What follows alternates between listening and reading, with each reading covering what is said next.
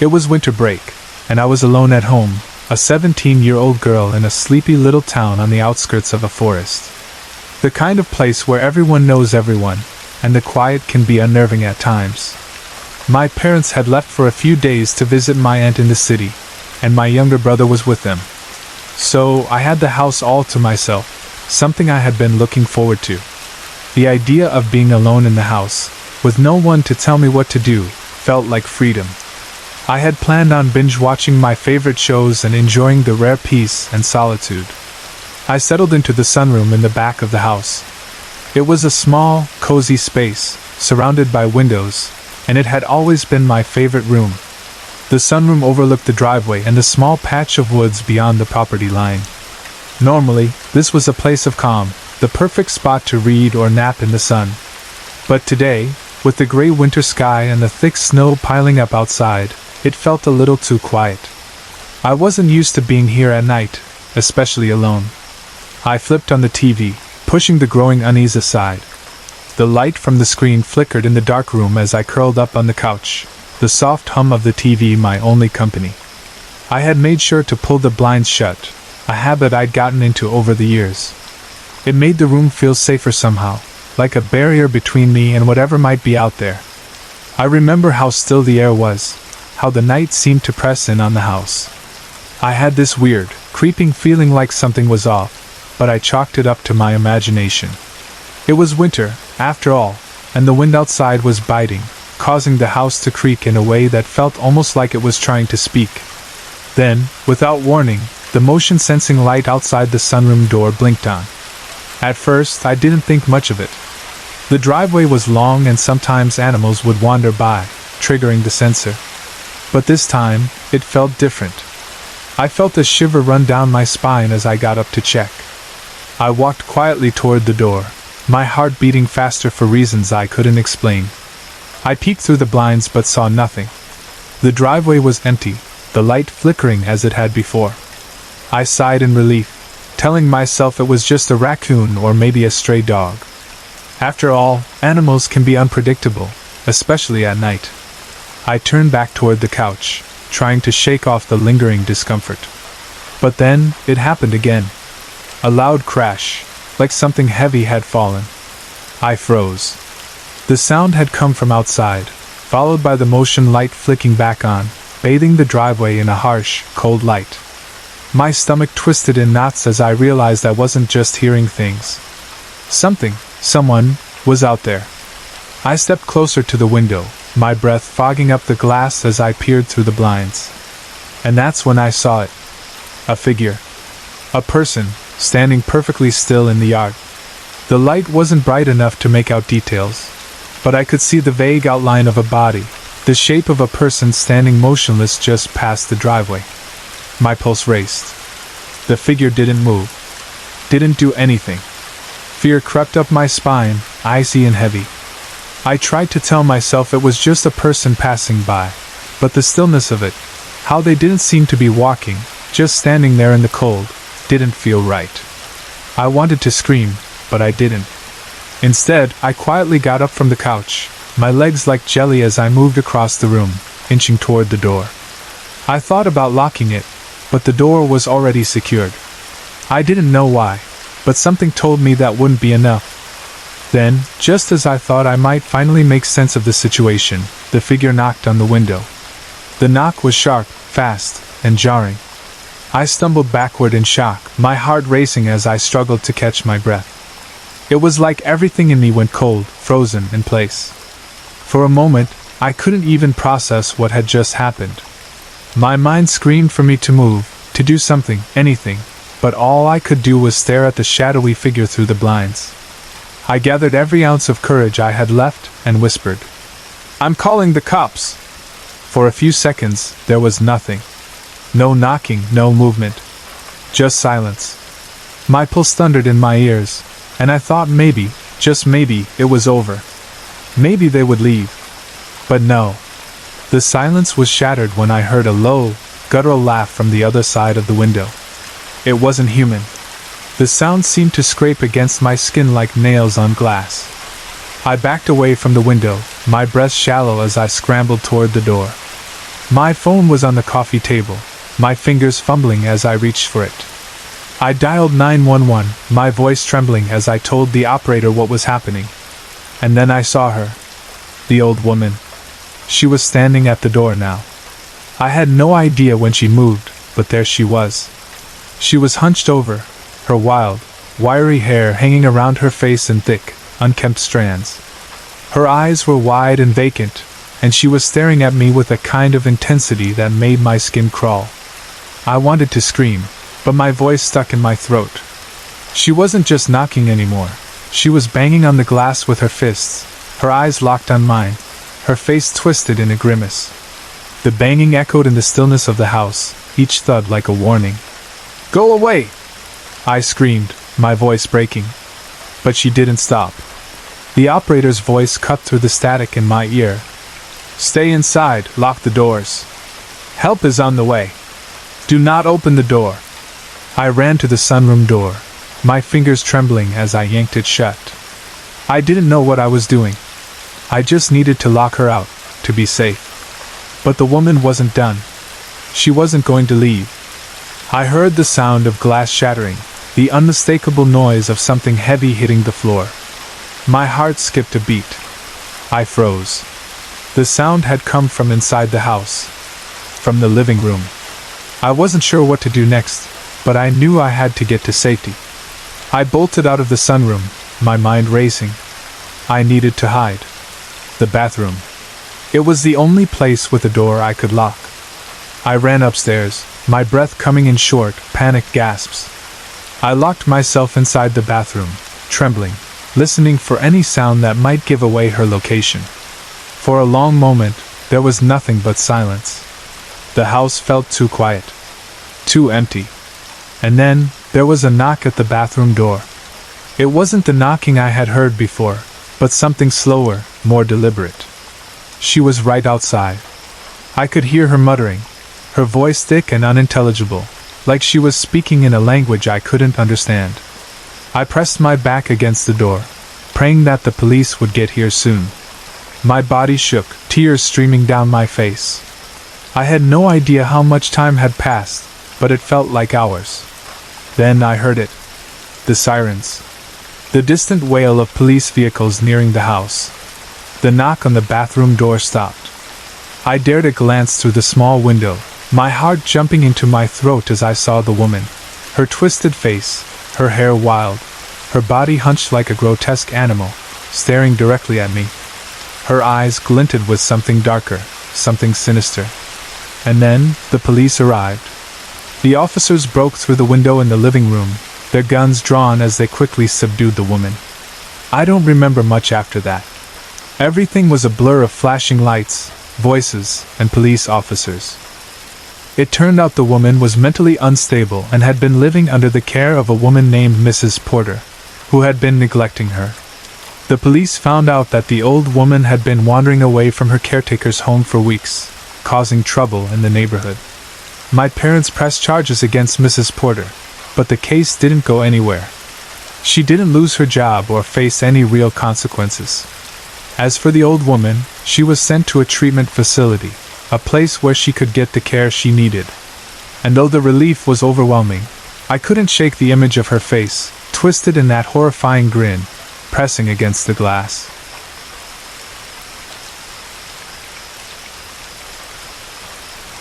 I don't know if it's just me, but I've never had a good feeling about moving into a new neighborhood.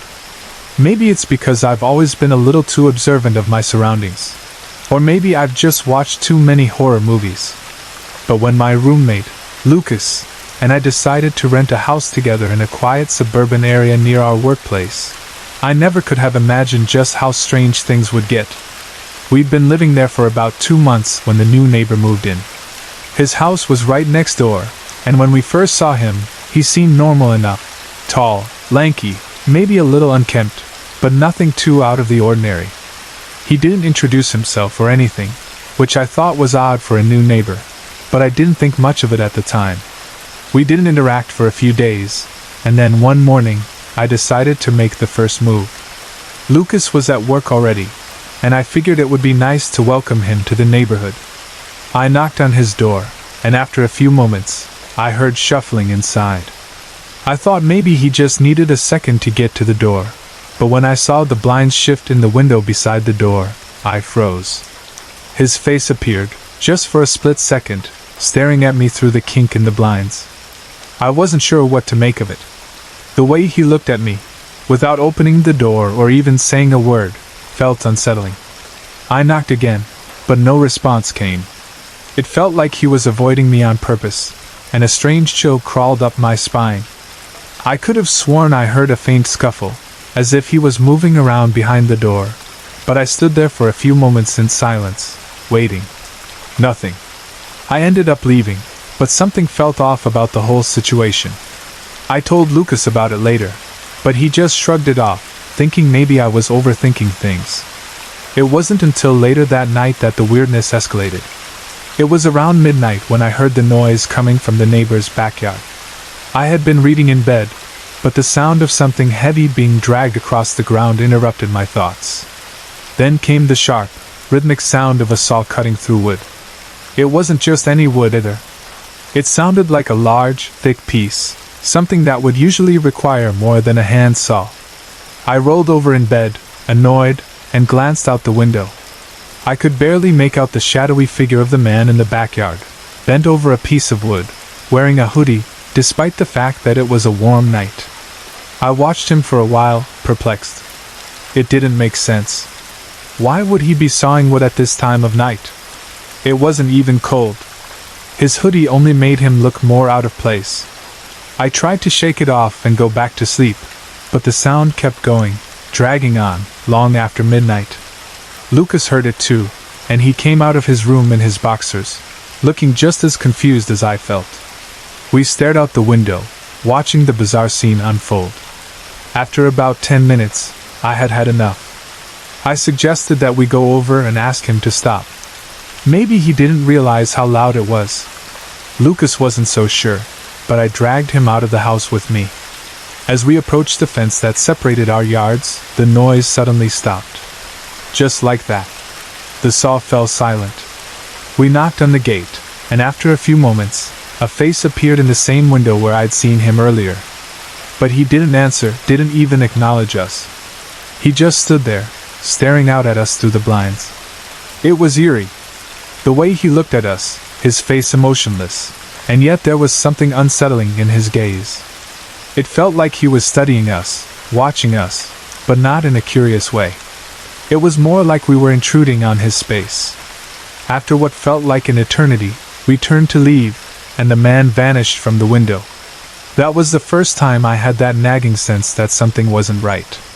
A few nights later, things took an even darker turn. I was in my room when I heard the screams. At first, I thought maybe it was a neighbor down the street, but no, the screams came from the direction of the man's house. They were loud and frantic, echoing through the stillness of the night. I immediately ran to Lucas' room, and we both stood by the window, peering into the dark backyard. We saw him again, moving quickly and dragging something across the lawn. It wasn't clear at first what it was, but the way he was pulling it, struggling to get it to the back of the house, made my blood run cold. I couldn't tell exactly what it was, but it was heavy, and it was certainly not a piece of wood. Lucas grabbed his phone, ready to call the police, but before he could dial, the man stopped. He paused for a moment, standing still, and then he slowly turned to face our house. His eyes seemed to lock onto the window where we were standing. In that moment, I felt a rush of terror. I don't know how he knew we were watching, but it felt like he did. The way he stared at us, unmoving, was enough to send a shiver through my entire body. I quickly ducked away from the window, and Lucas slammed the blinds shut, both of us breathing heavily, trying to make sense of what we had just seen. Lucas didn't hesitate. He called the police immediately, but just as we finished the call, we heard the sound of a door slamming open in our house. It was unmistakable. The back door had been forced open. We froze. There was no way the police could get here in time. The man had come into our house. Fear took over. We bolted for the stairs, and Lucas pushed me into his room. We locked the door, trying to steady our breathing, but it was useless. We could hear the man moving through the house. His footsteps were slow, deliberate, like he knew exactly where we were. He started banging on the door to Lucas' room, using something blunt. A hammer? A pipe? The sounds of metal hitting would ring out in the silence of the house, making it feel like we were in a nightmare. For what felt like hours, we stayed hidden, hearts pounding in our chests. The banging stopped for a while, but then we heard something that made our blood run cold. A voice, low and muffled from downstairs, shouted, "Police!" The man had stopped. We waited, not daring to move, but as we slowly opened the door, a shadow dashed past the hallway. The man had tricked us. He had been hiding behind the dining room table and sprinted up the stairs as soon as we opened the door. Panic surged in me as I slammed the door shut behind us, but it was already too late. We were trapped. The bathroom was our only option, and we rushed in, locking the door. We huddled in silence, listening for the sounds of footsteps coming closer. The door handle rattled. I held my breath, praying the lock would hold. Finally, we heard sirens in the distance, getting louder and louder until they were right outside. The real police had arrived, and after what felt like an eternity, we heard the sounds of men shouting as they burst into the house. The door to the bathroom was forced open, and officers rushed in, pulling us out of the room and telling us it was over. But it wasn't over for them. The man had been hiding in the attic, and when they finally caught him, they found something that made our stomachs turn. Down in the basement, a woman was found locked in a cage, crying hysterically. She had been there for God knows how long, and when they pulled her out, it was clear she had been tortured. But that wasn't even the worst part. In the backyard, buried beneath a pile of leaves and dirt, they found a body. The man had murdered someone. He had been living next door to us, hiding his horrible crimes behind the guise of a normal, everyday neighbor. The police took him away in cuffs, and we were left to process the horror of what had happened in our own home. The woman was taken to a hospital, and they told us she would be okay. But for us, everything had changed. Lucas and I didn't stay much longer in that house. It was up for rent again not long after, but we both knew we couldn't live in that neighborhood anymore. We couldn't shake the images of what we had heard, what we had seen.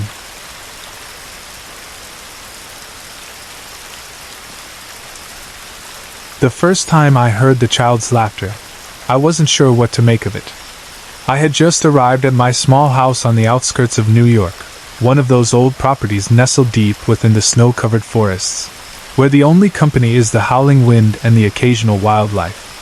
The house was a place I usually retreated to during the winter months for some skiing, but this January, something felt different, off somehow. The sound of laughter echoed through the night, piercing the cold air with an unsettling innocence. It wasn't a child's laughter in the playful, carefree sense. It was thin, hollow, and almost mournful. I paused at the door, frozen, trying to locate where it was coming from. It seemed to be coming from my neighbor's house, the one right next door. But that was strange. I'd never seen any children around here before. The only neighbor I knew lived across the street, an elderly man who rarely left his home. I rubbed my eyes, shook my head, and pushed the door shut, locking it firmly. I returned to the warmth of the fire, but the laughter lingered, echoing like a phantom bouncing off the walls. I forced myself to go to bed, but sleep didn't come easy. My mind kept drifting back to that child's voice, replaying it like an old, warped record. The next morning, I stepped outside to find a large, red rubber ball sitting on my lawn. It was unusual. I'd never seen it before, and I couldn't remember hearing anything hit the ground. The snowfall had turned everything a thick shade of white, but there was this red ball, its color almost taunting in its vibrancy against the snow. I looked around, expecting to spot some footprints or some evidence of where it had come from, but there was nothing. Just clean, undisturbed snow stretching in every direction. Assuming it must belong to my neighbor, I picked it up and tossed it over the wooden fence that separated our properties. As I walked back inside, I glanced at the clock, just after noon.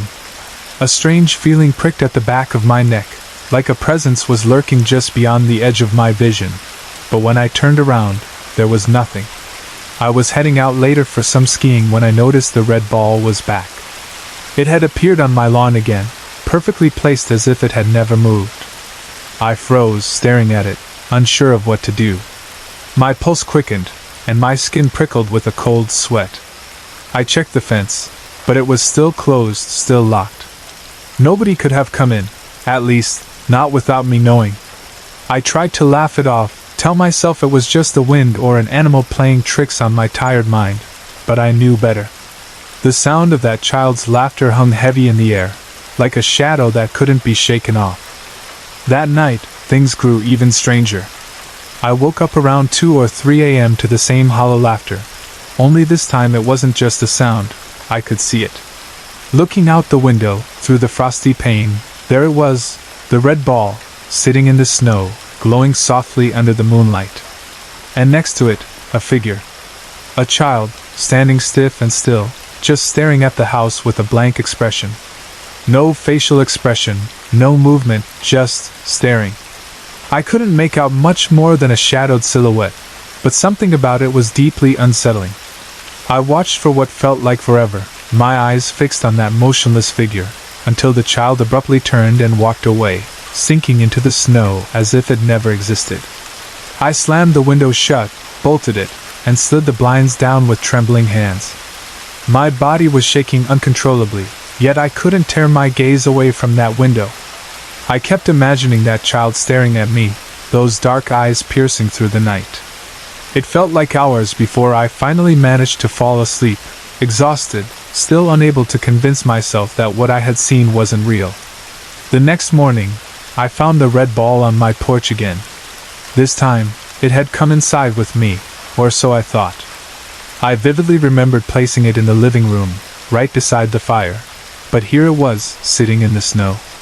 It felt like some kind of cruel joke, a never-ending game of hide-and-seek that I couldn't even begin to comprehend. The frost nipped at my skin, but the ball was there, untouched, unblemished, just waiting. At this point, I couldn't pretend anymore. I knew something was terribly wrong, but I couldn't grasp what it was. The child's laughter echoed in my mind, lingering like a noxious perfume, impossible to scrub away. I stood there, staring at the ball, feeling my sanity slipping away, inch by inch. That afternoon, I decided to confront my neighbor, the elderly man across the street. I'd never spoken with him directly, just exchanged a polite wave or nod when we passed by. But now, I had to, something had to give. I walked over, my steps sinking into the snow with each movement, and knocked on his door. An old, frail man answered, blinking at me with milky blue eyes. His wrinkled face registered mild surprise, then he smiled, gesturing for me to come in. I had no time for pleasantries. I dived straight into the subject. "Do you have any children living near here?" I asked, trying to keep my voice steady. "I heard a child's laughter last night, near your house." The man blinked again, then chuckled softly, a strange, hollow sound. "No, son," he said, looking puzzled. "There aren't any children here.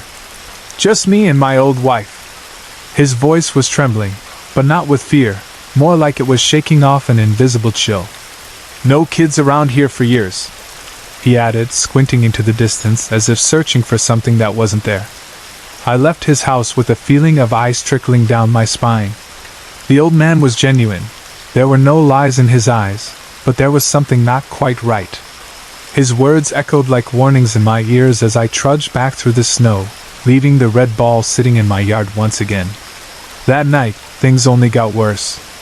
I barely slept, torn between terror and exhaustion. Every time I closed my eyes, I saw that child, still, cold, staring at me from the corner of my vision.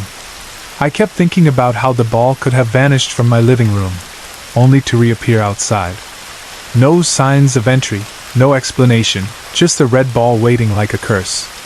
The next morning, I went back inside and found the red ball missing again. It wasn't inside my house, and there were no traces of it anywhere, except, once more, it was sitting in the snow, right where I'd thrown it. I couldn't take it anymore. I packed up my things, leaving everything behind, and walked out without looking back. The only thing I noticed was that the red ball remained, right there on my lawn. unmoved, untouched, as if mocking me. I didn't want to find out what would happen if I ever decided to stay, to face whatever was behind those strange happenings.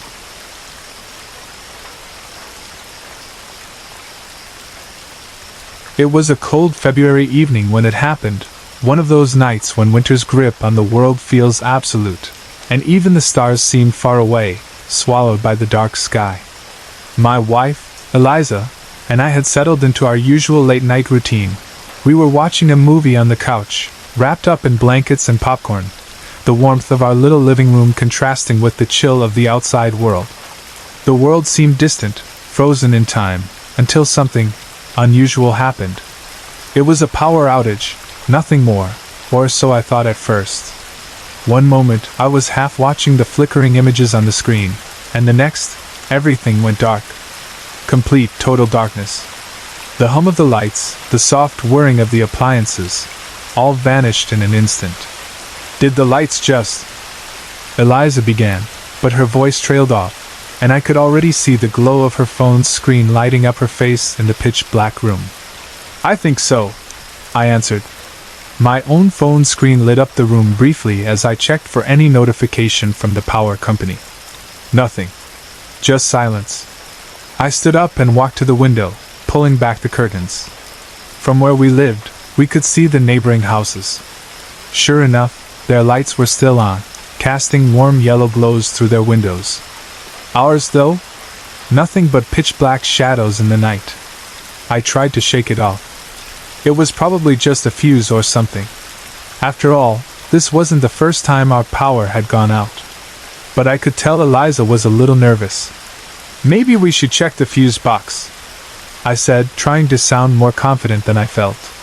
The fuse box was in the basement, something that had always given me a slight sense of dread, even though it was just a regular utility room. Something about the space always felt off. I grabbed the flashlight from the kitchen drawer, its beam cutting through the shadows as I made my way toward the basement door. The door wouldn't open. I tugged at the handle, frustrated. It felt like the door was stuck, or maybe locked. But that didn't make sense. Eliza and I were the only ones here, and we didn't lock that door. "Hey, Eliza!" I called out. "Can you come down here? The door won't open." I heard her footsteps upstairs before she appeared in the hallway, wearing her usual sleepy look. "What's wrong?" "The basement door. Something's wrong with it," I said, still trying to force the handle. She raised an eyebrow, walking toward me with a calmness I didn't feel. "You sure you're just not pulling it wrong?" I stepped aside, exasperated. "I'm not an idiot, Eliza." She didn't say anything in response. Instead, she grabbed the handle, and to my disbelief, the door opened with ease. The latch gave way without resistance, and she stepped into the basement without a second thought. "Well, that was easy," she said, flashing me a grin over her shoulder. "Maybe you were just being dramatic." I wasn't sure if I felt embarrassed or unsettled. I tried to shake it off with a laugh, but there was something in the air that felt wrong. It wasn't like her to open that door so easily. The basement had always felt like a place to avoid unless absolutely necessary. I went downstairs, shaking off my unease, and into the dark, cramped space. I shone the flashlight around, trying to find the fuse box. It wasn't hard to spot. It was the one thing in the basement that wasn't covered in dust or shoved into a corner. I fiddled with the switches, first flipping them all off, then on again, hoping that would do the trick. The hum of the house began to return, the lights flickered, and the power seemed to surge back into place. As I turned around to head back upstairs, a sudden creak stopped me in my tracks. A door on the far side of the basement, the closet door, was slightly ajar. It wasn't much, just enough for me to notice. And something about it seemed out of place. I stood frozen, my mind spinning. That door had been closed earlier. I was sure of it. And it wasn't just that, it was the timing. How had the fuse box been turned off in the first place? It didn't make sense. Could someone have tampered with it? Could someone have locked the basement door earlier, forcing me to struggle with it? Then I heard it. A deep, slow exhale. I didn't move. My chest tightened, and for a moment I thought I might pass out. It wasn't the wind, it wasn't the house settling, it was something else. Someone else. I didn't process. I turned and bolted for the stairs, the flashlight falling from my hand and rolling across the cold concrete floor. I reached the basement door and slammed it shut behind me, locking it without hesitation. My breath was coming in shallow, quick bursts. I didn't know what was happening, but I knew I needed to get upstairs, away from the basement, away from whatever was down there. I found Eliza in the living room, her phone pressed to her ear. "I'm calling the police," she said, her voice shaky but calm. "We need help." The next few minutes were a blur. I don't remember much of what happened after that, just the sounds of my pulse pounding in my ears and the feeling of cold sweat on the back of my neck. The sirens wailed in the distance, growing louder as they approached. I didn't feel safe. Not anymore. "Is everything okay?" Eliza asked, stepping closer to me as I stared out the window, watching the flashing lights of the patrol cars in the distance. "I don't know," I replied. "I don't know what's going on, Eliza." When the police arrived, they came inside and immediately went to the basement. They inspected the locked door first, then descended into the basement, shining their flashlights into every dark corner. "You're sure nothing's missing?" one of the officers asked me, his face stern. "Nothing," I said, still shaking. "But there was someone, down there." The officer nodded, but I could tell he was skeptical. The house wasn't in disarray, there were no signs of forced entry, and no one had left any obvious traces. He looked at the closet door, now wide open, as though someone had come in and out with ease. There was shattered glass on the floor, fragments of a broken window near the top of the ledge. "It looks like whoever it was got in through the window," another officer said, crouching down to examine the glass. "Climbed in, possibly. Then broke the window again to escape." I felt a chill in my spine. They didn't have to explain what they meant. They had no idea who had been in our basement, or why. All I knew was that the sense of dread that had gripped me wasn't something I could shake off easily. When the officers left, we stood there in silence for a moment, staring at the open basement door, now safe with its lock in place. I don't know what I expected, but what I felt was something far worse than fear. It was the unsettling knowledge that whatever had happened tonight, I wasn't the one in control. That night, we kept all the lights on. Every door was locked, every window checked. It was an almost obsessive routine. And yet, when I closed my eyes, I couldn't shake the feeling that I wasn't alone. It didn't matter that we lived in a safe neighborhood, that there were no immediate threats. The terror had already taken hold.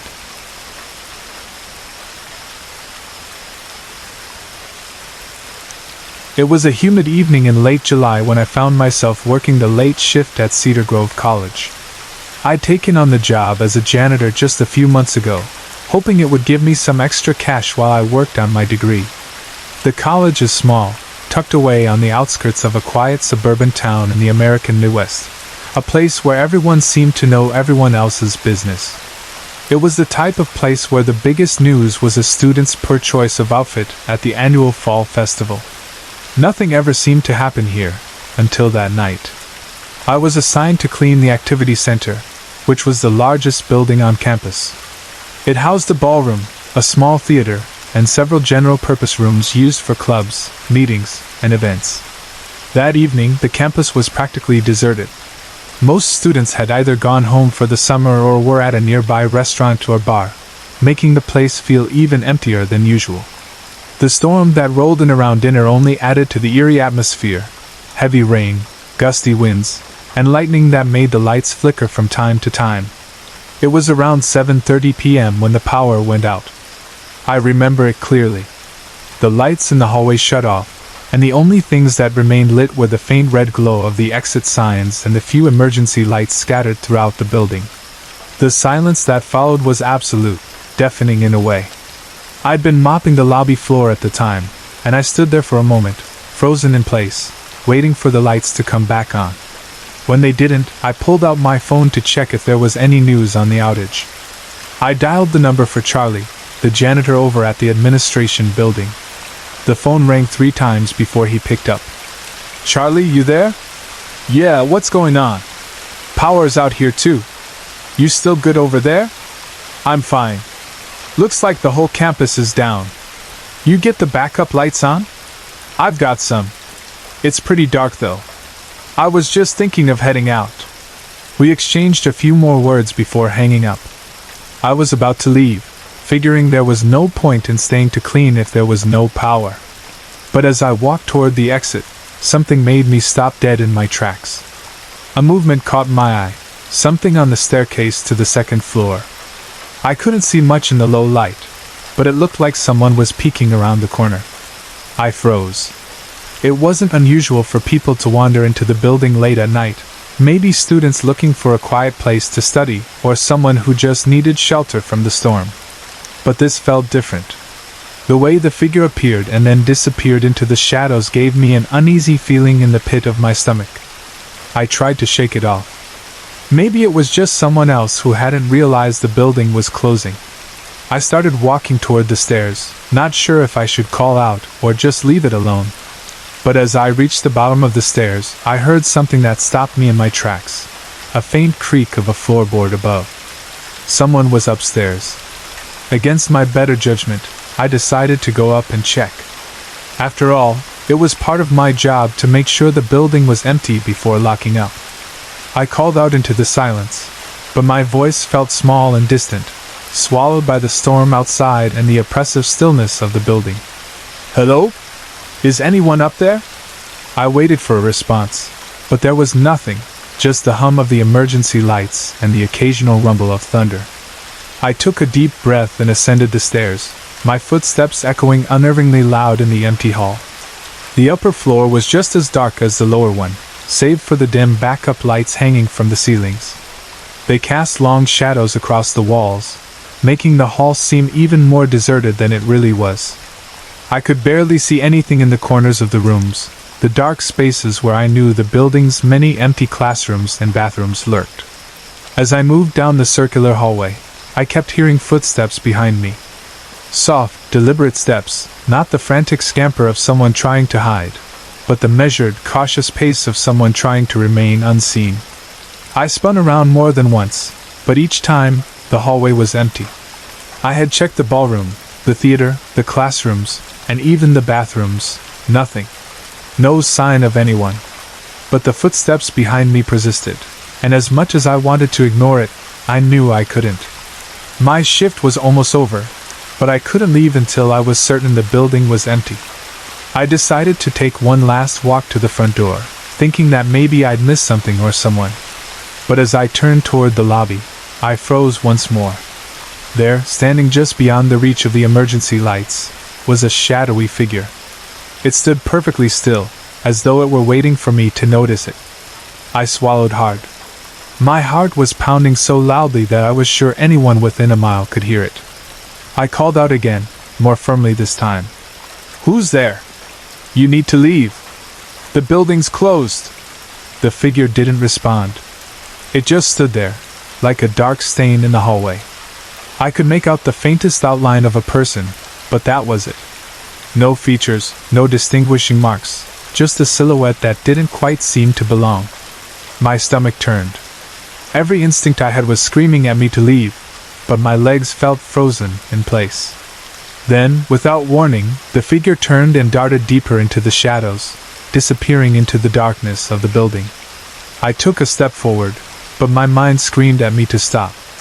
I couldn't go after it, not alone, not in this place. I had to call someone. I didn't know what I'd seen, but I wasn't going to stick around to find out. I hurried to the front of the building and made my way outside, dialing the campus police as soon as I could. My fingers fumbled over the keys in my panic. The phone rang once, twice, before someone picked up. "Campus security. How can I help you?" "There's someone in the building," I said, my voice shaking. "I saw a figure, dark, no features, moving around. I think they're still in there." "Stay where you are. We're sending someone out to check." I waited outside, feeling more exposed than I ever had. The storm had worsened, and the wind howled through the trees as I paced back and forth, trying to calm my racing heart.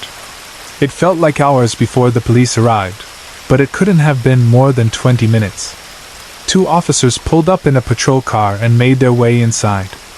I stayed where I was, watching from the front doors. They were inside for a while, and I tried to make sense of everything that had happened. What had I really seen? Had it been a person, or had it been something else? My mind kept circling back to the shadow, how it had stood there, waiting, before disappearing into the dark. Finally, the officers came back outside. They approached me, their faces unreadable. "There's no one inside, ma'am. We checked every room." "Are you sure?" I asked, not quite believing them.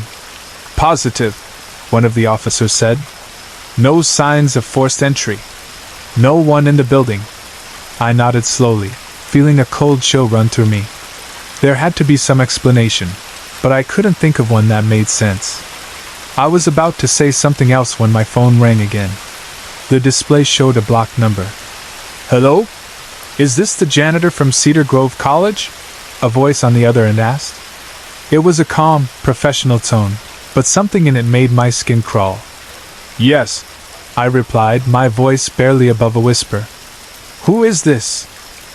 "This is Officer Daniels with the local police department," the voice said. "We've been getting reports of a dangerous individual in the area. We believe they've been hiding near your campus." My blood ran cold. "What do you mean? Who is it?" "We're still working on the details, but we need to know. Can you describe the person you saw?" I opened my mouth, but the words stuck in my throat. How could I describe something so vague, so ungraspable? The figure had been nothing but a shadow, a dark presence in the corner of my mind.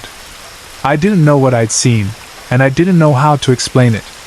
I can't really say," I stammered. "It was just dark. No features. No details." There was a long pause on the other end of the line. "Stay safe. If you see anything unusual, call us immediately." The call ended, and I stood there, staring at the phone in my hand, numb. I didn't sleep that night. I couldn't. For weeks afterward, I couldn't shake the feeling that something wasn't right. I kept thinking about that figure, about the way it had moved, about the way it had disappeared into the shadows. I still don't know what it was. Was it a person?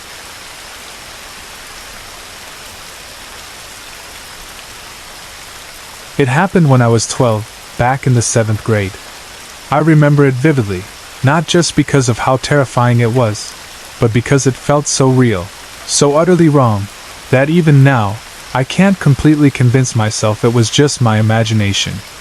It was a Friday, late October, when the days started getting shorter and the nights seemed to creep in faster than they should. My parents worked late that night, and my older brother, Nathan, had plans to hang out with his friends. I had the house to myself, a rare treat. At first, it felt liberating. I could blast music, eat snacks without anyone stealing them, and maybe even sneak in an extra hour or two of gaming. But by the time I got home from school, the mood had already shifted. The house was too quiet. Our neighborhood, usually bustling with kids playing and neighbors chatting, felt eerily still. The golden-orange light of sunset bled through the windows, casting long shadows on the walls. I shrugged it off as just another autumn evening and settled in. After some homework and a snack, I went to the bathroom to wash up. The faucet squeaked as I turned it on, and the sound of running water filled the silence. That's when I heard it, a loud thud from upstairs, specifically from Nathan's room. My hand froze under the stream of water. I stared at myself in the mirror, trying to convince myself it was nothing. "Probably just the house settling," I muttered. But it didn't feel like that. It sounded deliberate, as if something, or someone, had knocked something over. I turned off the faucet and listened. The silence returned, stretching so thin it felt like it might snap. Then, out of nowhere, a low, guttural mumbling reached my ears. It was coming from Nathan's room. My chest tightened. It wasn't Nathan, he wasn't even home, and it certainly wasn't my parents. This voice was deeper, raspier, like gravel scraping against metal. Panic set in. My mind raced. Was someone in the house? A burglar? A squatter? I grabbed the first thing I could, a can of air freshener from the bathroom counter, and crept to the door. My hand hovered over the doorknob, but I couldn't bring myself to turn it. The mumbling grew louder, more distinct. It sounded almost angry. And then came the footsteps. Slow, deliberate, and heavy. They started in Nathan's room and moved toward the hallway. Toward me. Each step seemed to reverberate through the house, shaking me to my core. I backed away from the door, my heart pounding so loudly I thought whoever, or whatever, it was would hear it. I pressed myself against the bathroom window, my mind frantically considering if I could fit through it. The footsteps stopped just outside the bathroom door. My breath hitched. The doorknob didn't move, but the air felt heavier, oppressive. I could feel it. Something was there. Watching. Waiting.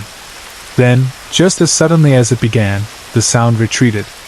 The footsteps moved back down the hall, slower this time, as if taunting me. I heard the front door creak open, then slammed shut. Relief flooded me, but it was short-lived. Barely 10 seconds passed before another sound filled the room. Loud, rhythmic banging. It was coming from the laundry chute. Our house had one of those old-fashioned laundry chutes built into the bathroom wall. It hadn't been used in years, but now it rattled violently, as if someone, or something, was trying to force it open from the other side. I stared at it, paralyzed. The banging grew louder, more frantic, and I could hear faint whispers mingling with it, though I couldn't make out the words. I don't remember how long I stood there, frozen, but eventually the noise stopped. The sudden silence was almost worse. I waited, listening for any sign of movement, but the house was eerily still again. Summoning every ounce of courage I had left, I bolted out of the bathroom and into my room, locking the door behind me. My hands trembled as I picked up my phone to call my parents. No answer. I tried Nathan. Straight to voicemail. I felt tears sting my eyes as I sat against the door, clutching the phone like a lifeline. Every creak and groan of the house sent my heart racing. I kept the lights off, hoping that if I stayed quiet and invisible, whatever was out there would leave me alone. Eventually, I heard the familiar sound of the garage door opening. My parents were home. I ran downstairs, tears streaming down my face, and blurted out everything, about the thud, the voice, the footsteps, the banging. My mom looked concerned, but my dad just chuckled and said I must have let my imagination run wild. Nathan came home shortly after. When I told him what happened, his expression changed. He didn't laugh it off like my parents. Instead, he looked uneasy. Later that night, when it was just the two of us, he admitted something that made my stomach drop. "I've been hearing stuff too," he said quietly. "In my room. At night. Scratching sounds from the attic, like something's crawling around up there. And sometimes I hear whispers." I stared at him, my blood running cold. Our attic had a small door in Nathan's closet, one that was rarely used. I asked if he'd ever gone up there to check. He shook his head. "No way. But I think you're right. Something's not normal." Neither of us ever found out what it was. My parents refused to entertain the idea that anything strange was happening, chalking it up to childhood fears. But Nathan and I knew better. To this day, I can't look at a laundry chute without feeling a knot in my stomach, and Nathan refuses to sleep in that room whenever he visits home.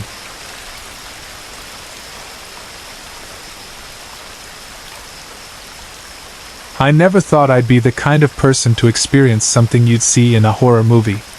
But here I am, years later, still haunted by what happened to me when I was 16.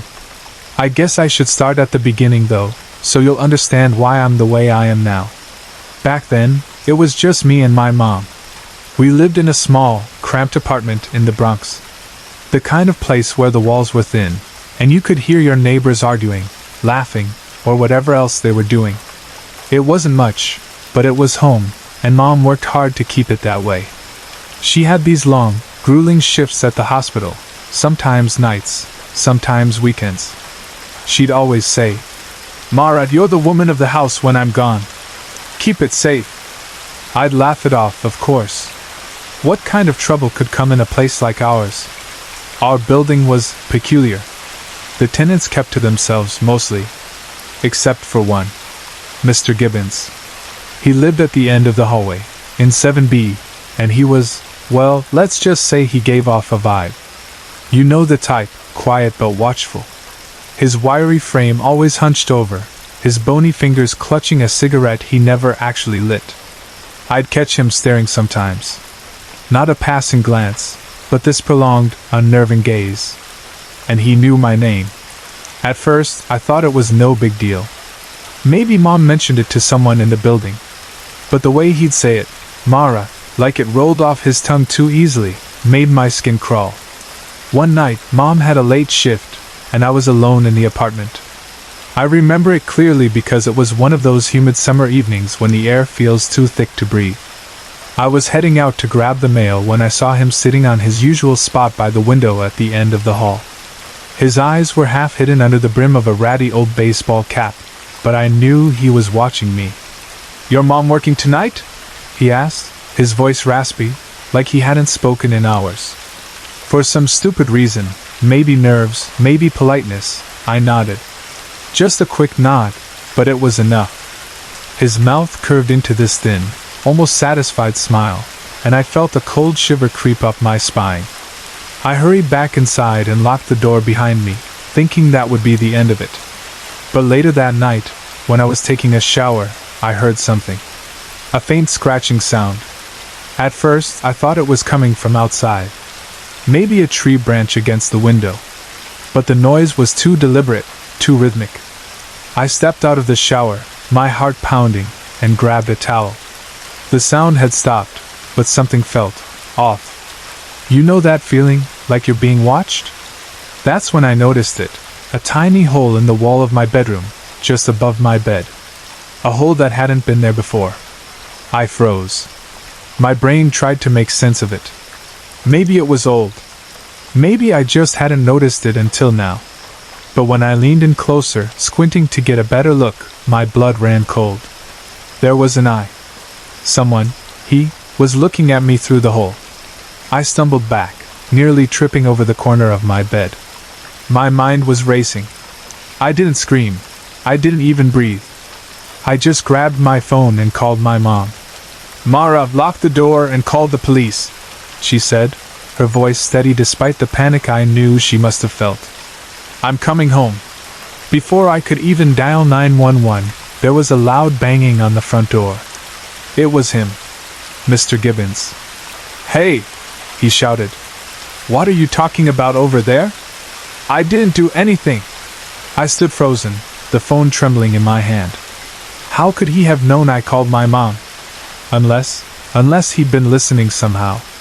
I managed to dial 911, my voice shaking as I told the dispatcher what was happening. They assured me someone was on their way, but those minutes felt like hours. The banging continued, relentless and angry. When the police finally arrived, Mr. Gibbons was still out there, yelling about how he was being framed or misunderstood. But once they got into his apartment, well, they found everything they needed to shut him up.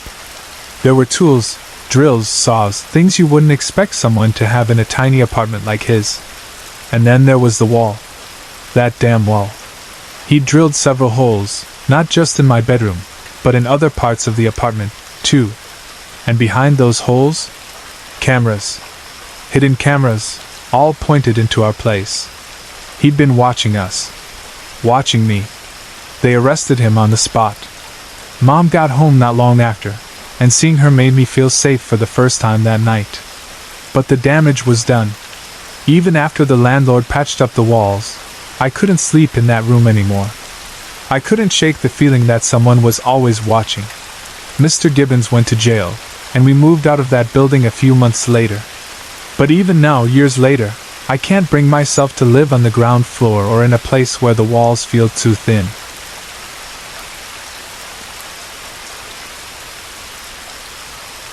It was the kind of night where the darkness feels heavier, pressing against your chest as you drive. The moon hung low, barely visible through the haze of clouds, and the endless expanse of the California desert stretched out on both sides of the highway like an ink-black ocean. I was hauling a load of construction equipment to Arizona, and though I'd driven this route plenty of times before, something about that night felt wrong. Maybe it was the eerie stillness of the desert or the faint static on the radio that wouldn't quite tune out, but I couldn't shake the feeling that I wasn't alone out there.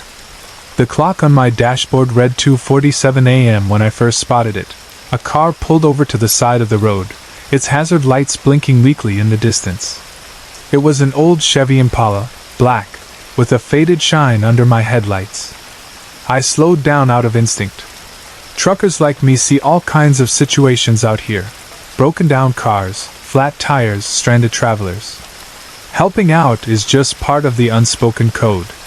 But as I got closer, something felt off. The car's windows were fogged up, and there was no movement inside. I pulled over about 20 feet behind it, turned on my hazards, and grabbed my flashlight. The silence outside was suffocating. No wind, no crickets, just the faint ticking of my engine cooling down. As I approached the car, I called out, "Hey! You okay in there?" My voice sounded too loud, cutting through the stillness. No response. I shone my flashlight into the Impala's interior. The seats were empty, but there were signs someone had been there recently. An open can of soda in the cup holder, a crumpled fast food wrapper on the passenger seat. The driver's door was unlocked. I opened it, half expecting someone to jump out at me, but all I got was the smell of stale air and motor oil. There were no keys in the ignition, no signs of struggle, nothing to explain why the car had been abandoned. That's when I noticed it, a faint light flickering in the distance, about 100 yards off the road. It looked like an old gas station, the kind you'd see in movies set in the 1950s. The sign was barely legible, the paint chipped and weathered by decades of desert wind. I debated whether to check it out, but curiosity got the better of me. Maybe whoever owned the Impala had gone there for help.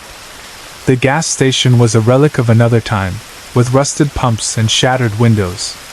The front door to the convenience store hung ajar, creaking softly in the still air. I stepped inside, the beam of my flashlight cutting through layers of dust and shadows. Shelves stood half empty, stocked with cans of food long past their expiration dates. A faint, sickly sweet smell hung in the air, like rotting fruit or something worse. As I moved further in, I started to hear it, a low whisper, too faint to make out but unmistakably there. It wasn't coming from the front of the store but from somewhere deeper, maybe the stockroom. My chest tightened, but I couldn't turn back. Something about the whisper wasn't just eerie, it felt wrong, like it wasn't meant for human ears. I stepped closer to the stockroom door, my boots crunching on broken glass. The whispering stopped abruptly, replaced by a deep, ragged breath. It sounded close. Too close. My flashlight flickered, and for a moment, I thought I saw a shadow move, a tall, slender figure just at the edge of the light. My blood ran cold. Whatever was in there with me, I didn't want to find out. I backed out of the store as fast as I could without running, my heart pounding in my ears. Just as I reached the door, a scream tore through the silence. A woman's scream, high-pitched and full of terror. It came from somewhere behind the gas station, but I wasn't about to go looking. I sprinted back to my truck, my flashlight bobbing wildly as I ran. When I got back inside the cab, I locked the doors and grabbed my phone. My hands were shaking so badly it took 3 tries to dial 911. The dispatcher answered, her calm voice a stark contrast to my panic as I explained what I'd seen. I told her about the abandoned car, the gas station, the scream. She said officers were on their way and told me to stay put. As I sat there, trying to catch my breath, I noticed something in my side mirror, the Impala. Its headlights were on now, and the engine was running. My jaw dropped. I hadn't heard it start, and I was certain no one had been near it. The car lurched forward, its tires kicking up dust as it sped off into the night, disappearing into the darkness. By the time the police arrived, the Impala was long gone. They checked the gas station and found nothing but a pool of fresh blood on the stockroom floor. No body, no signs of a struggle, just blood. One of the officers asked if I was sure about what I'd seen. I told him I was, but I could tell from the look on his face that he didn't believe me. They took my statement and let me go after about an hour. I finished my route, but I couldn't stop thinking about that night. Who had screamed? Where did the blood come from? And how did that car just drive off like that? The next day, I bought a dash cam and installed it in my truck. I haven't driven a mile without it since. It's been years now, but every time I'm out on the road late at night, I think about that gas station and the Impala. I've told this story a few times, and most people laugh it off, say I must have been tired or imagining things. But I know what I saw, and I'll never forget it.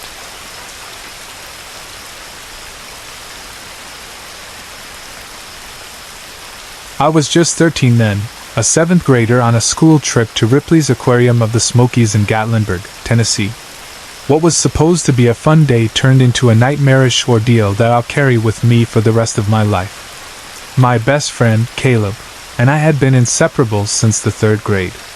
We were the type of kids who always found trouble, not because we sought it out, but because curiosity seemed to follow us everywhere. That day was no different. The aquarium was teeming with life, vivid coral reefs, swarms of jellyfish glowing like alien orbs, and sharks gliding silently over our heads in the tunnel exhibit.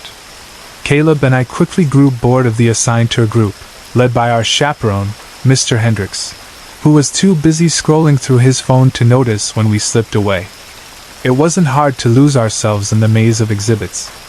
At first, it felt exhilarating, just the two of us, free to explore without adult supervision. We darted through the dimly lit hallways, peeking into tanks and daring each other to press our faces against the glass as if we could provoke the creatures inside. Then we met him. He appeared out of nowhere, stepping out from the shadows near the Stingray touch pool. At first glance, he didn't seem out of place. Cargo shorts, a green polo shirt with a name tag I couldn't read, and an awkward, almost friendly smile. "Hey there," he said, his voice low but cheerful. "You boys lost? This place can be a bit of a maze." I remember Caleb and I exchanging glances, unsure whether to admit we ditched the group. Before we could answer, he added, "I work here. I can show you a shortcut back to the main entrance if you want." Something about him felt off. Maybe it was the way his eyes darted around, as if checking to see if anyone else was nearby. Or maybe it was the way he kept his hands stuffed deep into his pockets, like he was hiding something. "We're fine," Caleb said quickly, his usual bravado faltering just a little. But the man persisted, his smile tightening. "Come on, it's not safe to wander off. This place has all kinds of back hallways. You could get hurt or locked in overnight." That last part struck a chord of fear in me. The aquarium was fun in the daylight, but the idea of being trapped there after hours, surrounded by dark water and unseen creatures, sent a shiver down my spine. Reluctantly, we followed him. He led us through a series of corridors I hadn't noticed before, narrow, dimly lit, and silent except for the faint hum of filtration systems. The farther we went, the less it looked like part of the aquarium. The walls became plain concrete, and the smell of salt water faded into something stale and metallic. "Where are we going?" Caleb asked, his voice tinged with unease. "Just through here," the man replied, gesturing to a heavy metal door marked exit. I hesitated. "This doesn't look like the way back to the main entrance." The man turned to us, his smile gone. "It's a staff shortcut. Trust me." Something in his tone made my stomach twist. Caleb gave me a look, one that said, "This isn't right." But before either of us could protest, the man pushed open the door and ushered us through. We stepped out into a desolate parking lot at the back of the building. The air was cold and damp, and the towering trees surrounding the lot cast long, sinister shadows. "I'll drive you boys around to the front," the man said, pulling a set of keys from his pocket. "No thanks," Caleb said, grabbing my arm. "We'll find our own way." The man's expression darkened. In one swift motion, he stepped between us and the door we'd just come through. "Get in the car." Panic surged through me. "We don't want any trouble," I stammered. trying to sound braver than I felt. The man reached into his pocket and pulled out a knife, a sleek, serrated blade that glinted menacingly under the flickering parking lot light. Now, heart pounding, I glanced at Caleb.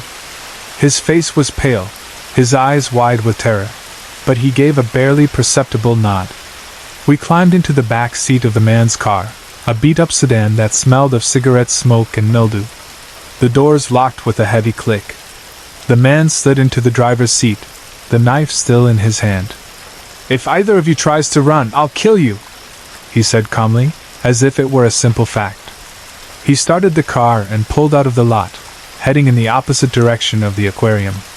The ride was silent except for the hum of the engine and the occasional crackle of gravel under the tires. I tried to memorize every turn, every landmark, but the forest all looked the same, dense, dark, and endless. Finally, the car jerked to a stop on a dirt path deep in the woods. "Out," the man ordered, gesturing to me with the knife. "You first." Caleb started to protest, but the man cut him off. "You stay put, or your friend here gets it." I climbed out, my legs trembling so badly I could barely stand. The man grabbed my arm, his grip iron strong, and started dragging me toward the trees. "Run," I whispered to Caleb, my voice barely audible over the pounding of my heart. "What was that?" the man snapped, yanking me harder. "Nothing," I said quickly, my mind racing for a way out. Suddenly, I heard the car door slam behind us. "Caleb." The man spun around, his grip on me loosening just enough. I twisted free and screamed at the top of my lungs. "Run!" We bolted, crashing through the underbrush with the man hot on our heels. "Get back here!" he roared, his voice laced with fury.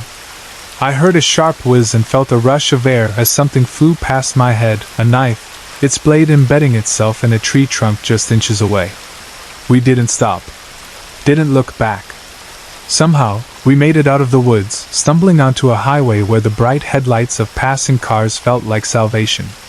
We flagged down a driver, a middle-aged woman who took one look at our tear-streaked faces and called the police.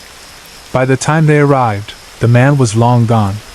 Back at the aquarium, we rejoined our group as if nothing had happened, too scared to tell anyone what we'd been through. Who would believe us? And even if they did, what could they do? The man was a ghost, disappearing into the shadows just as suddenly as he'd appeared. To this day, I don't know who he was or what he planned to do. But I do know one thing: we were lucky to escape with our lives.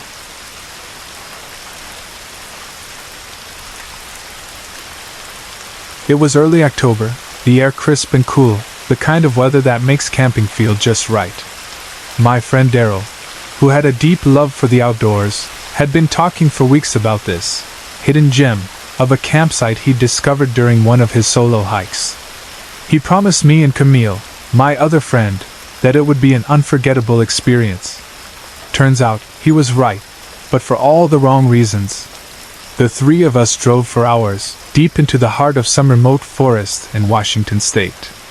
Daryl was behind the wheel of his beat-up pickup truck, confidently navigating the narrow, winding dirt roads like he had a built-in compass. Camille sat in the back seat, scrolling through her phone, her occasional groans of, "No signal out here?" serving as a reminder of just how isolated we were. I was riding shotgun, staring out at the endless rows of towering pine trees that seemed to close in on us the deeper we went. We finally arrived at the spot just before sunset. The area was stunning, a small clearing surrounded by dense woods, with a gentle stream running nearby. The setting sun bathed everything in warm orange light, and for a moment, I felt a sense of peace. We pitched our tents, built a fire, and settled in for what we thought would be a relaxing night. As darkness fell, the three of us sat around the fire, cracking open beers and sharing stories. Daryl, ever the nature enthusiast, kept rambling about how this was the real way to camp. No crowds, no noise, just us and the wilderness. Camille was less enthused. She wasn't exactly an outdoor person, but she'd agreed to come along for the sake of trying something new. Around 11 p.m., Camille decided to call it a night and retreated to her tent. That left me and Daryl sitting by the fire, talking about everything and nothing as the flames crackled and danced in front of us. The forest around us was eerily quiet, no chirping crickets, no rustling leaves, just an almost oppressive silence. It started with a sound. Faint at first, almost imperceptible, soft, deliberate footsteps coming from somewhere beyond the glow of the firelight. I froze mid-sentence, my words catching in my throat. "Did you hear that?" I whispered. Daryl nodded, his expression shifting from relaxed to alert. "Probably a deer or something," he said, though his tone lacked conviction. The footsteps grew louder, accompanied by an odd clicking noise, like the sound of two stones being tapped together. It was rhythmic, unnatural. And then came the growl, a low, guttural sound that sent chills racing down my spine. "That's not a deer," I muttered. Daryl's face hardened. "Get in the tent," he hissed, his voice barely above a whisper. I didn't argue. I crawled into my tent, my heart hammering against my ribcage. Through the thin fabric, I could see the faint outline of Daryl standing near the fire, his head swiveling as he scanned the darkness. And then I saw it, a shadow, massive and distorted, moving between the trees. It walked upright. Whatever it wasn't human. The thing must have been at least 8 feet tall, with broad, hunched shoulders and arms that hung too low. It moved with a strange, almost jerky gait, like it wasn't used to walking on 2 legs. I held my breath, praying it would go away. But then Camille's scream shattered the silence. I bolted out of my tent, adrenaline overriding my fear. Camille was yelling incoherently, her voice high-pitched and raw with terror. I turned toward her tent just in time to see something slam into it, the fabric ripping as claws, yes, claws, tore through it.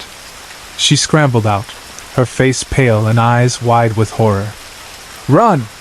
Daryl shouted, already grabbing Camille by the arm and dragging her toward the truck. I didn't need to be told twice. I took off after them, the 3 of us crashing through the underbrush in a blind panic.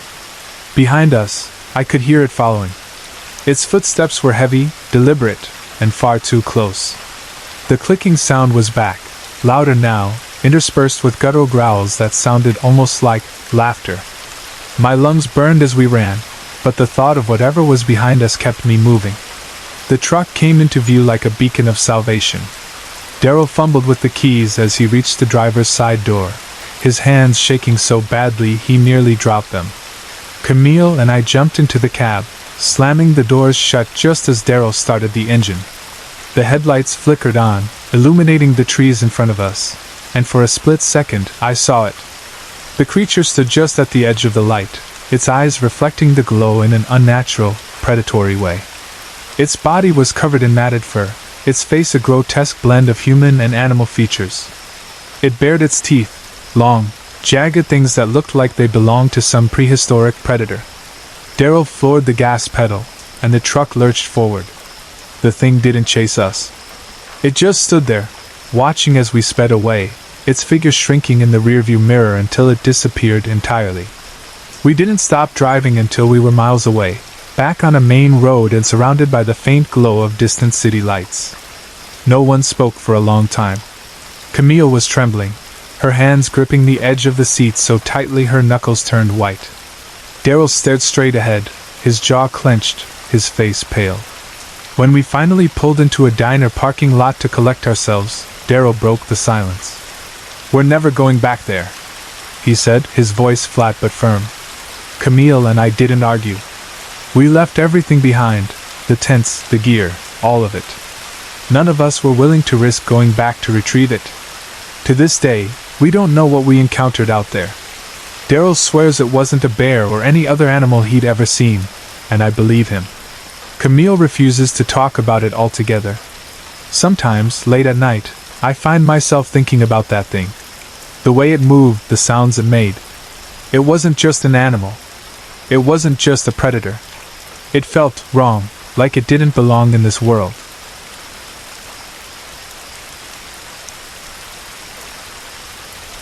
It was supposed to be just another field trip, a quirky but harmless excursion during our senior year. Mr. Langston, our laid-back forensic science teacher, had planned it, a visit to an old, abandoned building deep in the woods. The place had a dark history, once serving as a hub for illegal drug operations before it was shut down years ago. It was meant to give us a glimpse into real-world forensic work, how investigators pieced together the stories left behind in forgotten places. That morning, we gathered in the parking lot outside the school, buzzing with excitement. Mr. Langston gave us a brief safety talk, though his easygoing demeanor didn't make it sound very serious. Stay together. Don't do anything stupid. And definitely don't wander too far, he said, grinning. The whole thing felt more like an adventure than a school trip, and the creepy stories some students had heard about the building only added to the thrill. I paired up with my best friend, Elise. She was always up for something daring, and her confidence made me feel braver than I really was. We decided early on that we'd explore every corner of that place, even if it meant breaking a few rules. The drive to the site was long and winding, the road growing narrower as the forest thickened around us. When we finally arrived, the building loomed in front of us, a crumbling, weathered structure swallowed by vines and moss. Its broken windows looked like hollow eyes staring down at us. Inside, the air was heavy and damp, carrying the faint smell of mildew and decay. The first floor was mostly empty, graffiti on the walls, broken furniture scattered around. Mr. Langston gathered us briefly to talk about the building's history. He pointed out faint marks on the walls where police had once marked evidence, and the remnants of a collapsed staircase. But his voice was distant in my ears, my attention stolen by the eerie silence of the place. Elise nudged me. "Want to head upstairs?" she whispered, her eyes sparkling with mischief. I nodded. The second floor was darker, the windows here mostly boarded up. Elise and I wandered through empty rooms, the floors creaking under our feet. In one room, we found a pile of old newspapers, yellowed and brittle. Another had a rusted filing cabinet tipped on its side, its contents long gone. It was when we reached the third floor that things started to feel off. The air grew colder, though there was no breeze. The hallway stretched out before us, dimly lit by slivers of sunlight that managed to sneak through cracks in the walls. At the far end, a door hung open, swinging slightly as if nudged by an invisible hand. "Creepy," Elise muttered, but she was grinning, her voice tinged with excitement. We moved carefully, our footsteps echoing faintly. Most of the rooms here were empty too, but they felt different, like they weren't just abandoned, but deliberately left behind. Finally, we reached the fourth floor. Or most of it, anyway. The stairs to the top floor were missing several steps, the gap too wide to jump across. "Guess this is the end of the line," I said, trying to mask my relief. But Elise wasn't ready to give up. She leaned over the broken railing, peering into the darkness above. That's when she froze. "Do you hear that?" she whispered. I strained my ears, and then I heard it, a soft, rhythmic sound, like something tapping against wood. Tick, tick, tick. Elise's gaze shot upward. "There's something up there," she murmured, her voice barely audible. Following her eyes, I saw it, a hand. A pale hand wearing a black sleeve, just visible through a jagged hole in the ceiling. It dangled there for a moment, the fingers curling slightly as if beckoning us. Then it vanished. We didn't scream. We didn't move. For a moment, the world seemed to hold its breath. "Let's go," Elise said, her voice shaking, and for once, I didn't argue. We hurried back down the stairs, our footsteps faster, more urgent. But as we descended, the sense of dread only deepened. It wasn't until we reached the second floor that we saw him. At the far end of the hallway, near a gaping hole in the floor, stood a man. He was tall and thin, dressed in dark, ragged clothes that seemed to hang off his frame. His head tilted slightly as he looked at us, his face obscured by the shadows. Elise grabbed my arm. "Don't run," she whispered, though her grip on me was trembling. The man took a step forward. Then another. I couldn't breathe. Elise pulled me, and we moved quickly but carefully, keeping our eyes on him as we backed toward the stairs. But when we reached the staircase, he wasn't there anymore. We didn't see him again until the first floor. As we rounded the corner to the main entrance, he was there, standing in the middle of the room. This time, his face was visible, a gaunt, pale face with hollow eyes and a twisted grin that sent a chill through my entire body. We ran. When we burst outside, the sunlight felt like salvation. The others were already gathered near the bus, oblivious to what had just happened. Mr. Langston looked up as we approached, his easy smile fading when he saw our faces. "What happened?" he asked. We tried to explain, but our words tumbled over each other, frantic and jumbled. He listened, his brow furrowing, but I could tell he didn't really believe us. The ride back was quiet. Elise and I sat together, staring out the window, replaying the events in our minds.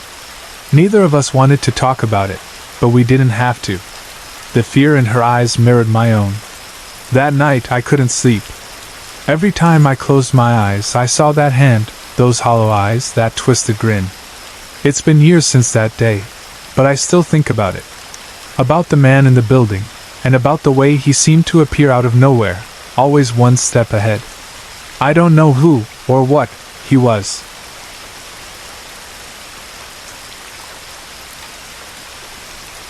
It all started during a school trip to Washington, D.C. Our 8th grade class had spent the day exploring monuments and museums under the careful eyes of our teachers. By nightfall, we were tired but buzzing with energy, excited for the highlight of the trip, a ghost tour through the city's historic houses and graveyards. My roommate, Emily, was the one who convinced me to join. She loved all things spooky and had been gushing about the tour for weeks. I wasn't as enthusiastic, but her excitement was contagious, so I agreed. After dinner, we gathered outside the hotel lobby with the rest of our group, flashlights in hand and jackets zipped against the cool autumn breeze. The tour began innocently enough. Our guide, a man in his late 40s named Mr. Callahan, had the perfect voice for storytelling, low, gravelly, and laced with just enough drama to send chills down your spine. He led us through narrow streets lined with old brick buildings, their windows dark and lifeless. As we walked, he recounted tales of heartbroken lovers, Civil War soldiers, and restless spirits. It wasn't until we reached the Holden house that things took a darker turn. The house stood apart from the others, its faded white paint peeling in long strips, and its windows clouded with grime. The garden was overgrown, with wild vines curling around the porch railing like skeletal fingers. It looked abandoned, yet the air around it felt heavy, almost oppressive. Mr. Callahan stopped in front of the house and turned to face us, his flashlight illuminating his face in an eerie glow. "This," he began, his voice dropping to a near whisper, "is the Holden house. Built in the late 1800s, it was once home to a man named Thomas Holden and his family. His wife, Margaret, tragically passed away during childbirth, leaving him to raise their daughter, Beatrice, alone." He paused, letting the silence stretch as we all stared at the house. "Thomas was a strict man," he continued. "Some say grief hardened him, others believe he was always a bitter soul. He forbade Beatrice from leaving the house, insisting that her only purpose was to maintain the household and master the art of sewing. But Thomas was never satisfied. He criticized her constantly, belittling her appearance, her skills, everything. Beatrice, poor thing, grew up lonely and desperate for approval she would never receive." A shiver ran down my spine as I imagined the girl trapped within those walls, her life reduced to a series of rules and punishments. Emily nudged me, her eyes wide. "Creepy, right?" I nodded, too engrossed in the story to respond. Mr. Callahan continued, "Beatrice's story ends in tragedy.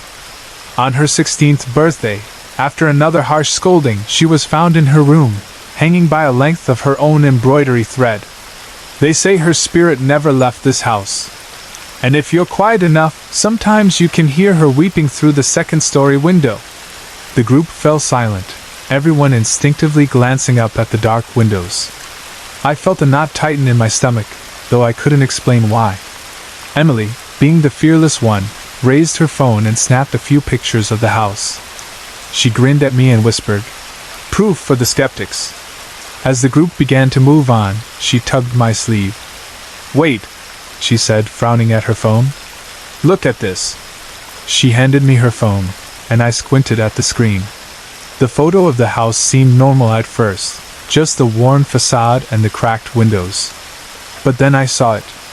In the second-story window, barely visible through the grime, were 3 figures. One was a woman with dark, indistinct features, her form almost blending with the shadows. Beside her stood a tall man, his outline rigid and imposing. But the third figure made my blood run cold. It was a young girl, her face pale and blurred, with eyes that seemed to be staring directly at the camera. Directly at us. Is this a glitch? I stammered, my voice trembling. Emily shook her head, her face pale. I don't think so. Look at the lighting. They're inside the house. We hurried to catch up with the group, clutching her phone as though it might explain the unexplainable. Emily showed the photo to Mr. Callahan, her voice unsteady as she asked, Has anyone else ever seen something like this? He studied the picture, his brow furrowing. That's unusual, he admitted. The Holden house has been empty for decades. No one's been inside since the city deemed it unsafe. But who are they? Emily pressed. Mr. Callahan hesitated, then said, Thomas Holden and Beatrice lived here alone. But there was also a servant, a young black woman named Clara. She worked for the family for years, enduring Mr. Holden's temper and Beatrice's loneliness. Some say she tried to protect Beatrice, but there are rumors that Thomas didn't approve of their bond. His words hung heavy in the air. I glanced at Emily, who was now staring back at the house, her face a mix of fear and fascination. Do you think it's them? I asked, my voice barely audible. Mr. Callahan didn't answer. Instead, he turned to the rest of the group and announced it was time to move on. But Emily and I couldn't stop glancing back at the house, its windows dark and empty. Or were they? Back at the hotel, Emily uploaded the photo to her laptop for a closer look. We sat on the edge of our beds, the room illuminated only by the screen's glow. She zoomed in on the second-story window, and the figures became clearer, though no less haunting. The man's face was stern, almost angry, while the woman's expression was unreadable. But the girl, her eyes seemed to hold an unspoken plea, as though she wanted something from us. What do we do? I whispered. Emily shrugged, her usual bravado gone. What can we do? It's not like we can go back there. That night I couldn't sleep. Every time I closed my eyes I saw the girl's face, her eyes boring into mine. And then, sometime past midnight, I heard it. A faint sound, almost imperceptible at first, a soft, rhythmic creaking, like the swing of a rope. I sat up, my heart pounding. The sound grew louder, clearer, until it was unmistakable. It was coming from the direction of Emily's laptop, still open on the desk. I tiptoed over, my hands trembling as I reached for the screen. The photo of the Holden house was still there, but something had changed. The girl in the window was no longer looking out. She was looking at me. I slammed the laptop shut and backed away, my breath coming in short gasps. Emily stirred in her bed, mumbling something incoherent. I wanted to wake her, to tell her what I'd seen, but a part of me was too afraid. Afraid that she wouldn't believe me, or worse, that she would. The next morning, Emily didn't mention the photo, and I didn't bring it up. We finished the trip without incident, but the memory of that night stayed with me. Even now, years later, I can't look at old houses without feeling a chill.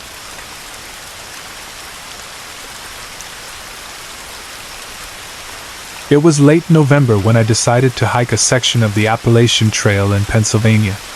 I know, most people would call me crazy for taking on the trail alone that late in the season. The days were short, the nights bitterly cold, and there were hardly any other hikers around. But that was precisely why I chose this time. I wanted solitude. I craved the quiet, a break from the constant hum of the city and the relentless flood of emails and phone calls. The stretch I picked wasn't particularly treacherous.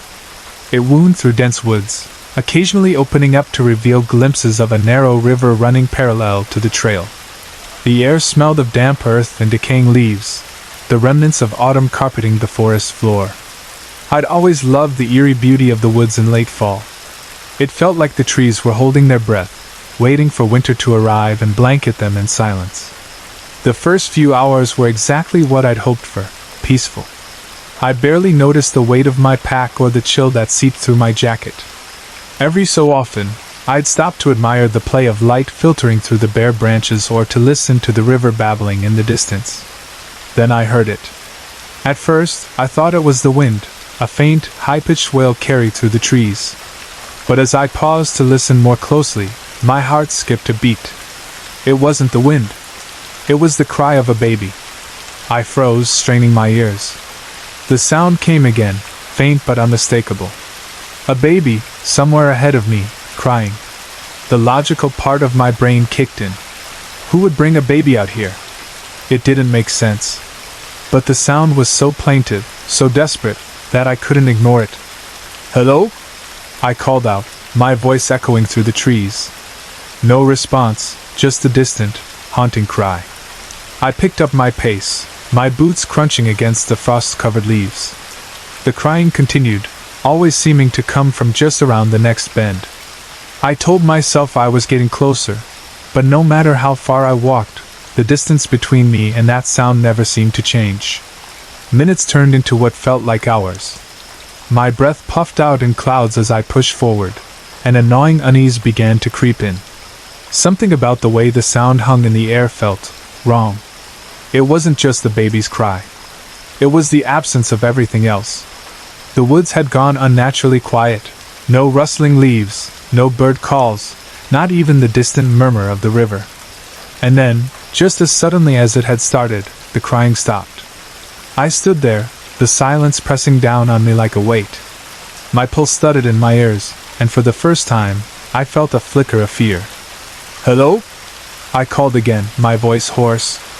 "Is anyone there?" Nothing. I told myself it was probably a hiker with a baby who had wandered off the main trail. Maybe they'd found a place to rest.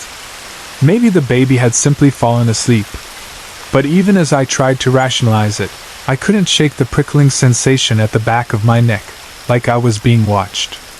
I decided to stop and take a break. My legs were starting to ache, and I figured I could use the rest to clear my head. I sat down on a fallen log, pulled out my water bottle, and took a long sip. The cold stung my throat. That's when I saw her. She came stumbling out of the woods from a side trail, her face pale and her hair wild around her shoulders. She looked frantic, her wide eyes darting around as if searching for something, or someone. "Have you seen my baby?" she asked, her voice trembling. I stared at her, caught off guard. I heard crying earlier," I said, gesturing toward the trail ahead. "I thought it might be a baby, but I didn't see anyone." She didn't wait for me to finish. She turned and started running in the direction I'd pointed. Without thinking, I grabbed my pack and followed her. "Wait," I called after her. "I'll help you look." She didn't respond, but I could hear her footsteps crunching ahead of me. I quickened my pace, trying to catch up, but she stayed just out of reach. The trail narrowed, the trees pressing in on either side. My heart pounded, and not just from exertion. Something about her didn't sit right with me. Her clothes looked outdated, like something from decades ago, and despite the cold, she wasn't wearing a jacket. But it was her movement that unnerved me the most. It was erratic, almost jerky, like she wasn't quite used to walking. And then she was gone. One moment, she was there, just a few feet ahead of me. The next, the trail was empty. I stopped in my tracks, my breath coming in sharp gasps. "Hello?" I called out, my voice cracking. A sudden movement caught my eye, and I turned toward the river. She was standing on the far bank, perfectly still. Her arms hung limply at her sides, and her head was tilted slightly, her eyes fixed on me. There was something wrong with her gaze, something hollow, almost inhuman. I took a step back, my instincts screaming at me to run. "Ma'am?" I said, my voice trembling. "Are you okay?" She didn't respond. She just kept staring, her expression blank. And then she smiled. It wasn't a friendly smile. It was too wide, too sharp, like her face was stretching in ways it shouldn't. My stomach churned, and I felt a cold sweat break out across my skin. That was it. I turned and bolted. I ran like my life depended on it, my pack bouncing against my shoulders and my breath coming in ragged gasps. The trail blurred around me, the trees and rocks blending into a dizzying haze. I didn't stop, didn't look back, until I saw the faint glint of my car through the trees. I practically fell into the driver's seat, my hands shaking so badly it took me 3 tries to get the key into the ignition. The engine roared to life, and I peeled out of the parking lot, not daring to look in the rearview mirror. Even now, weeks later, I can't shake the feeling that she's still out there, waiting. I've tried to convince myself it was all in my head, maybe I was just tired, or the isolation played tricks on my mind. But deep down, I know what I saw was real.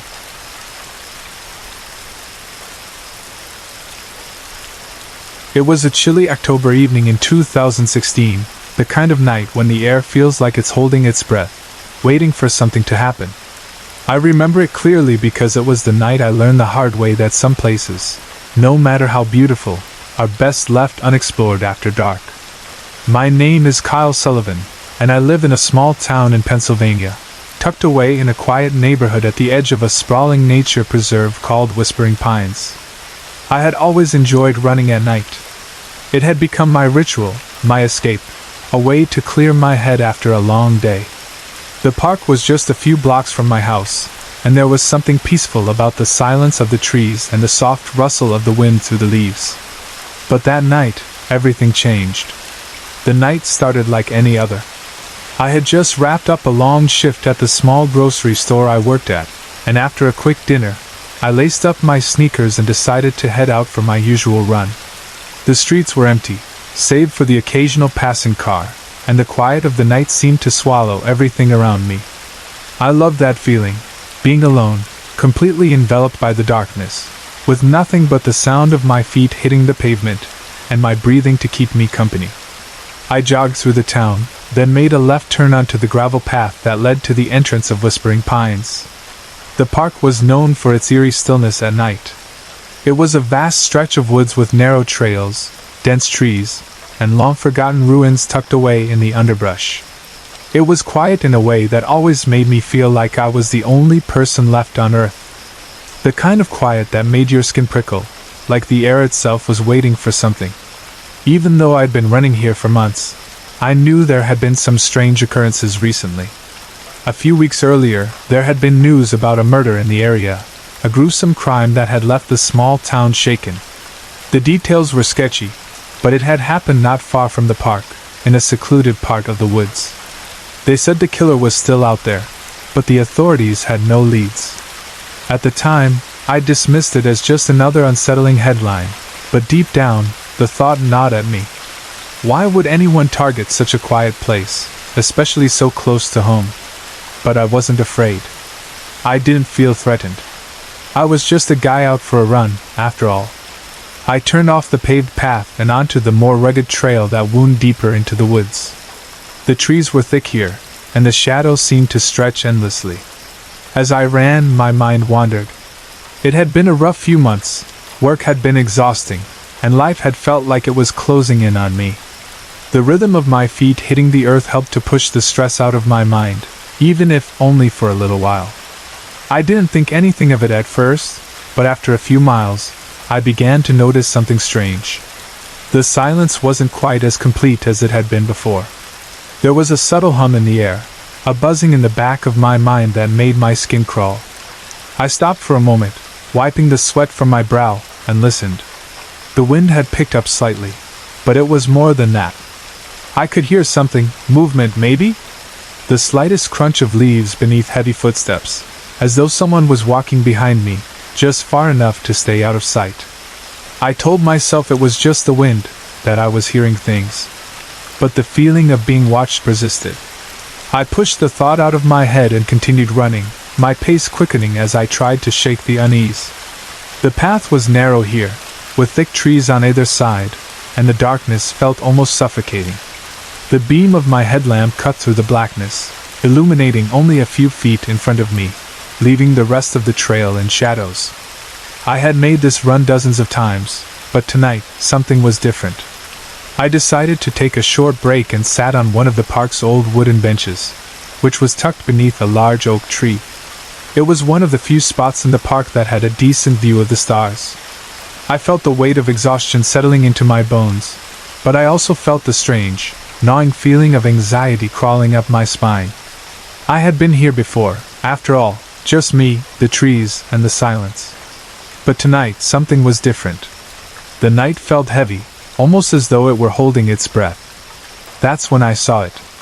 A figure, tall and thin, standing behind a tree just a few yards away. At first, I thought it was a trick of the light, maybe a shadow cast by the branches above. But then the figure moved, just enough to confirm it wasn't part of the forest. My heart skipped a beat. I don't know why, but I instinctively knew it wasn't someone out for a midnight walk. I felt a cold sweat break out on the back of my neck as I watched the figure remain motionless, hidden behind the tree, watching me. My breath caught in my throat. It wasn't a normal figure, it was too still, too deliberate. There was no movement, no sign of anything human. I squinted, trying to make out more details, but the shadows made it impossible. My mind raced. What was it? I forced myself to stand up, and as I did, I felt the blood rush from my face. The figure stepped forward, and for the briefest moment, I caught sight of something, a gloved hand, pale as bone, emerging from behind the tree. My heart hammered in my chest. I didn't move. I couldn't move. I was paralyzed, my breath shallow and quick. Then, through the thick veil of darkness, I saw the face. It was the face of a clown. But not any clown. The makeup was smeared, twisted in a grotesque mockery of cheer. The eyes were wide and bloodshot, unblinking, and the smile, oh God, that smile, it was too wide, stretching impossibly across the pale, sickly face. A flicker of recognition hit me.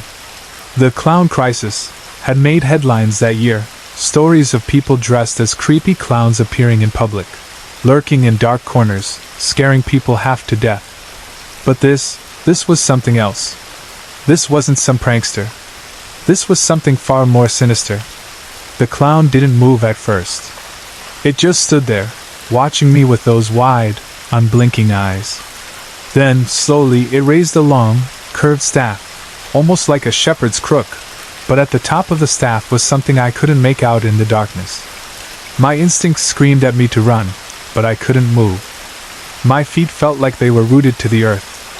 Finally, the clown took a step toward me. That's when I snapped out of my trance. I turned and bolted into the woods. I didn't care that I was exhausted, that my muscles were sore and aching. I just ran. My heart pounded in my chest as the sound of my own breath and footsteps filled my ears. I couldn't look back, not even for a second. I didn't dare to. I ran deeper into the woods, the trees blurring around me, the darkness swallowing me whole. I could hear the clown's footsteps behind me, growing closer with every passing second. My chest burned, my legs felt like they were on fire, but I kept pushing forward. I needed to get away. After what felt like an eternity, I ducked behind a large tree and switched off my headlamp, hoping the darkness would conceal me. I held my breath, my heart hammering in my ears as I listened for the sound of the clown's footsteps.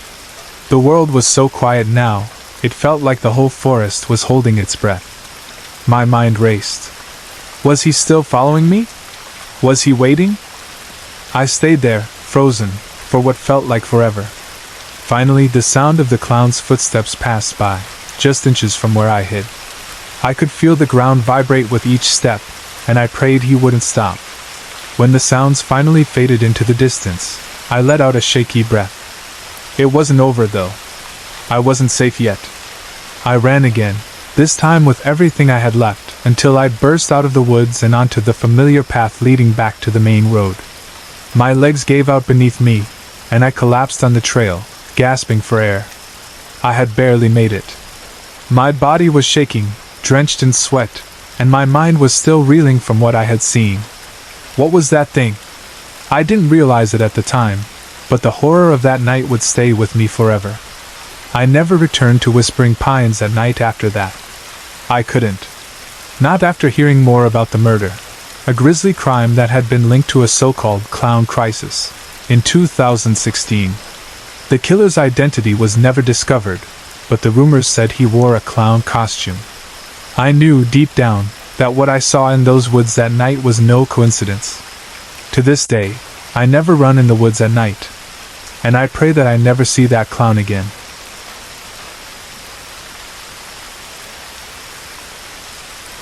It happened a few summers ago, during one of those oppressive Midwestern storms that shake the ground with every crack of thunder. I was working as a janitor at Crescent Valley College, a small commuter school in the middle of nowhere. It was supposed to be just another routine evening shift. That night, I was assigned to clean the activity center. It was an old, hulking building that sat on the edge of campus.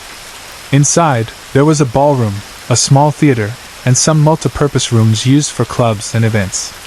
The place had always given me weird vibes, especially after dark. The halls were too quiet, the shadows too deep. But I'd been working there for a while, so I'd gotten used to ignoring the unease that came with the job. The storm rolled in sometime after 6 p.m. By 7, rain was pelting the windows, and thunder was shaking the walls. I was halfway through mopping the theater lobby when the lights flickered and went out entirely. For a second, I just stood there, mop in hand, listening to the sudden silence that followed.